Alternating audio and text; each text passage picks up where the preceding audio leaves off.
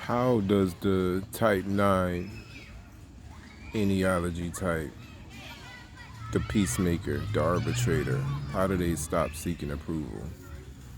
So, firstly, what do we mean by seeking approval? We mean basically you checking in with someone or something or an idea or whatever it is, basically to see if you're right, see if you're correct, see if you're on the right path. Maybe just to feel good, or the result of that is feeling good. So that's what we do to. That's basically what seeking approval is, right? So is that necessarily a bad thing?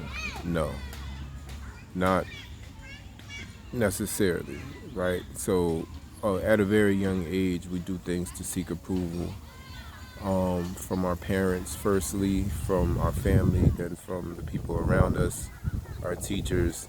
And it's not necessarily a bad thing. We kind of do it unconsciously to basically kind of check to make sure we're on the right path. Also, maybe to form an opinion of something that maybe we don't understand, and also to feel accepted. So it's not necessarily a bad thing per se, but it can become a bad thing.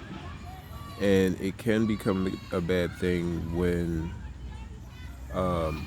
we start doing it so much to the point to where the feeling that we get from the approval, which is feeling good, when we start seeking that outside of ourselves, right? When basically we put approval of what we should be doing outside of ourselves.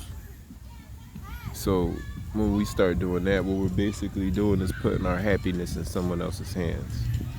And anytime you put an internal quality, something that you should be inhabiting, into an external environment for it to take care of, you're basically setting yourself up for failure. You're setting yourself up to lose.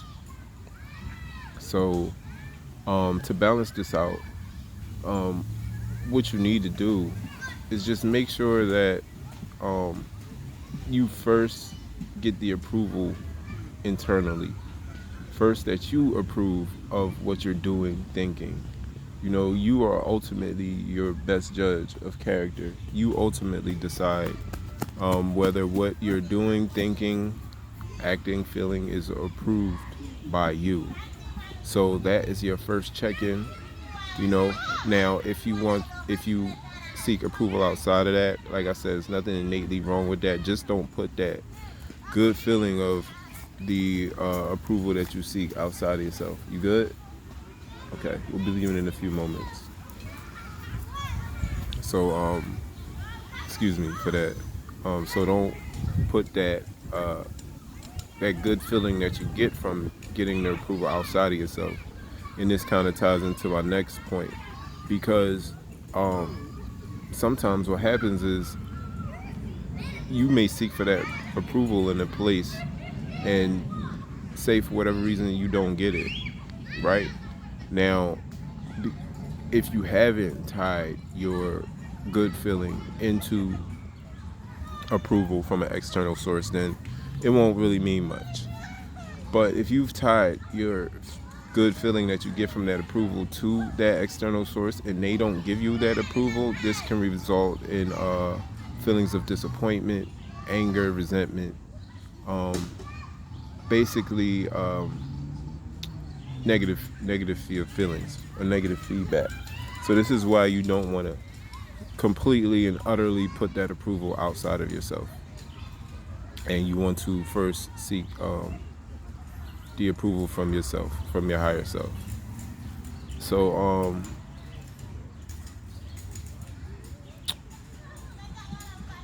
trying to think if there's anything else that I really want to speak on this subject. Yeah, don't put your the next thing is you won't be as authentic when you seek approval outside of yourself in a detrimental way. Then you can this will cause you to be less authentic, because then everything that you do will be based on the approval of someone else. Thus, you're not being your authentic self. You're being who they want you to be. You're doing what they want you to do. And once you start doing that unhealthily, then you, like I said, once again, you're putting yourself in a losing position. You won't be being authentic. You'll be being what other people want you to be. You know, and this can sometimes be hard because most of the people that we seek, we generally don't seek approval from people that we don't look up to. Most of the people that we seek approval from are people that we look up to, people that we think are at a higher position than us, people that we think that are where they want to be. And like I said, that's why I'm not necessarily saying this is a bad thing.